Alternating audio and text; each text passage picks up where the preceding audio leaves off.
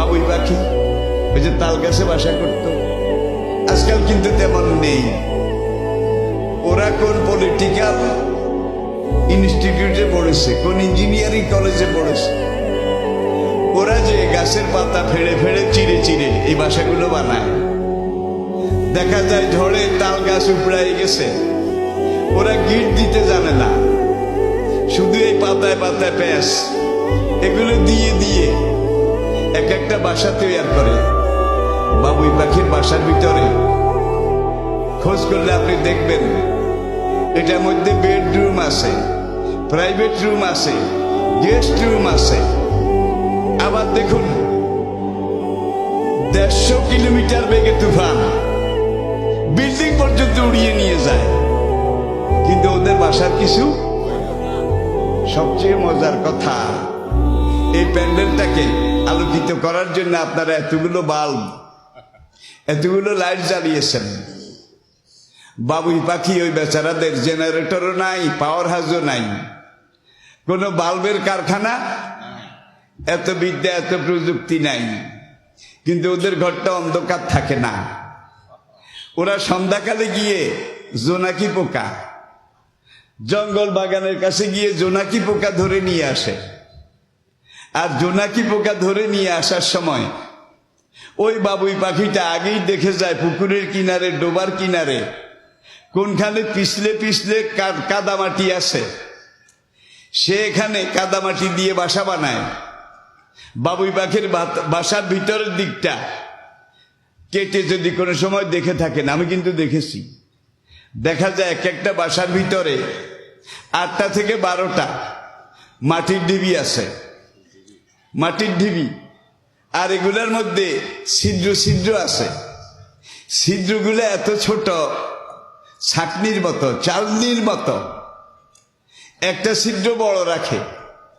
আজকে যে জোনাকি পোকাটাকে ধরে আনবে, নিচে একটা ছিদ্র রাখে বড়, আরগুলা ছোট ছোট, একই মেজারমেন্ট, একই মাপের, একই সাইজের।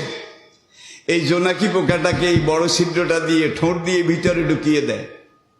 ভিতরে ঢুকিয়ে দিয়ে পায়ে করে যে কাদা মাটিটা এনেছে, এই মাটিটা দিয়ে বড় ছিদ্রটা বন্ধ করে, যেন জোনাকিটা বের হয়ে পালিয়ে যেতে না পারে। যতদিন ডিম থেকে বাচ্চা না ফুটবে ততদিন ওরা শুধু নিজেরা খায় আর জোনাকি পোকার জন্য খাদ্য আনে। নিজেরাও খায়, জোনাকি পোকাকেও খাওয়ায়। আবার জোনাকি পোকা 10টা 12টা এইভাবে ডিবি যদি থাকে, ওদের ঘরে কোনো সময় লোডশেডিং হয় না, কারণ 2টা যদি নিবে 4টা জ্বলে, 4টা নিবলে 5টা জ্বলে, কোনো লোডশেডিং নাই। এইভাবে তারা যখন বাচ্চা ম্যাচিউর হয়ে যায়, উঠতে শিখে, ওরা স্বামী স্ত্রী মিলে সিদ্ধান্ত নেয় আগামীকাল আমরা বাচ্চা নিয়ে চলে যাব। পরের দিন সকালে দেখা গেছে ওরা বাচ্চা নিয়ে বাসা ছেড়ে উড়ে যাওয়ার আগে তাদের ঠোঁট দিয়ে পাও দিয়ে ওই জোনাকির বাসাগুলোকে মাঝখান থেকে ঠোকরায় ঠোকরায় দরজাটা বড় করে দেয়, যাতে করে ওরা বাইর হয়ে চলে যেতে পারে। এইটা যদি না করে তাইলে ওরা ওখানে মারা পড়বে। আর আশরাফুল মাখলুকাত মানুষ, বিবেকবান মানুষ, বিবেকের উপরে মহিয়ান সম্রাট মানুষ, সবচেয়ে আকলমান জ্ঞানী সৃষ্টি মানুষ, দেখা যায় একটা মেশিন দিয়ে ইরিখাতে পানি দিয়েছে রাত্রে, পানি দেওয়ার জন্য একটা নালি কেটেছে, নালি। এখন সকালে পানি দেওয়া শেষ, মেশিনটা নিয়ে বাড়িতে চলে গেছে, নালিটাও ভরাট করে নাই। আপনাদের এলাকায় বোধ নাই, আছে, নিজের কাম শেষ, আর দরকার কি?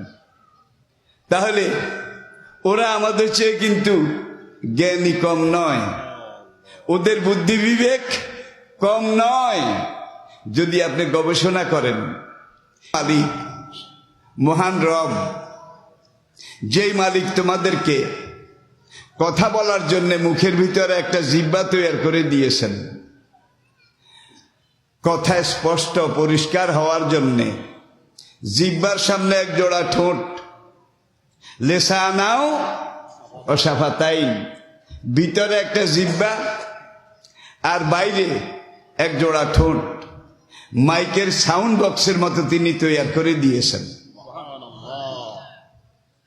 কথা বলার জন্য জিহ্বা ভিতরে নড়াচড়া শুরু করে, উপর নিচে উঠানামা করে, সঙ্গে সঙ্গে ঠোঁট দুইটা ফাঁক হয়।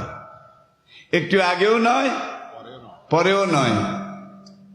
কথা জোরে বলবেন, জিহ্বা একটু জোরে নড়বে, ঠোঁট দুটো বেশি ফাঁক হবে। আবার কথা ধীরে বলবেন, জিহ্বা আস্তে ধীরে নড়বে, ঠোঁট দুটো অল্প ফাঁক হবে। যখন যেখানে যতটুকু যেভাবে দরকার সেভাবে জিহ্বা ভিতর থেকে তার কাজ করে, ঠোঁট দুইটা বাইরে থেকে তার ডিউটি পালন করে। কথা বের হয়ে আসে বাংলায় নাকি ইংরেজিতে, আরবিতে, হিন্দিতে, ফার্সিতে, নাগরিতে, শুধু মনের ব্যাপার। জিহ্বা কিন্তু একইভাবে নড়ে, ঠোঁট দুটো একইভাবে ফাঁক হয়, কিন্তু কথা বের হয়ে আসে বিভিন্ন ভাষায়। ঠিক কিনা বলেন? এটা মহান রব্বুল আলামিনের কত বড় কুদরত, কত বড় মেহেরবানি। এরপরে আসুন আপনি, আমি, আমরা যদি আমাদের শরীরটার দিকে একবার খেয়াল করি, এত হিকমত, এত কারুকার্য, এত জটিল জটিল শরীরের অঙ্গ প্রত্যঙ্গ তিনি যেগুলো আমাদের ভিতরে সৃষ্টি করে দিয়েছেন। এই 3.5 হাত শরীরটার ভিতরে যেই মেশিনারি, যেই কল কবজা তিনি সেট করেছেন, ফিট করেছেন, প্রত্যেকটা কল কবজা তার হুকুমে ডিউটি করে, তার নির্দেশ মতো কাজ করে। আর আপনার এখানে যেই মেইন বুকের ভিতরে একটা ডায়নামা আছে, একটা পাওয়ার হাউস আছে, যেটা আপনার দেহের সবকিছুকে কন্ট্রোল করে, নিয়ন্ত্রণ করে, যেটাকে আমরা বলি হার্ট। কি বলি? হার্ট। আপনার মাথা, মস্তিষ্ক।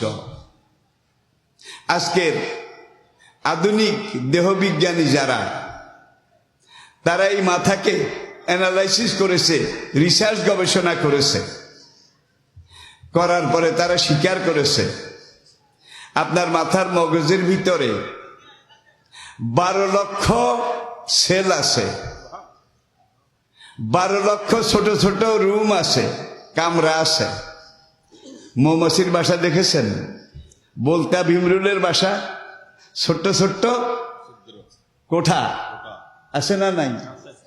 এরপর আজকের বিজ্ঞানীরা এখানে এসে আবির্ভূত হয়ে গেছে যে যতগুলা 12 লক্ষ কোঠা বানিয়েছে রব্বুল আলামিন, এর মধ্যে বড় ছোট নাই, সবগুলো এক সমান। মৌমাছি যেই কোঠাগুলা বানিয়েছে, বড় একটা মৌমাছি মৌচাকের চাক যদি হয়, সেখানে কমপক্ষে 12 লক্ষ সেল থাকে, কোষ থাকে। সেগুলোতে মাপার পরে দেখা গেছে মেজারমেন্টে একটার চাইতে একটা 1 বিন্দু বেশিও নাই, 1 বিন্দু কমও নাই। আল্লাহ ছাড়া নেই যে মাবুদ সৃষ্টিকুলের মাঝে, চিরজীবী তিনি সবার ধারক যেন তাজে। আল্লাহ ছাড়া নেই যে মাবুদ।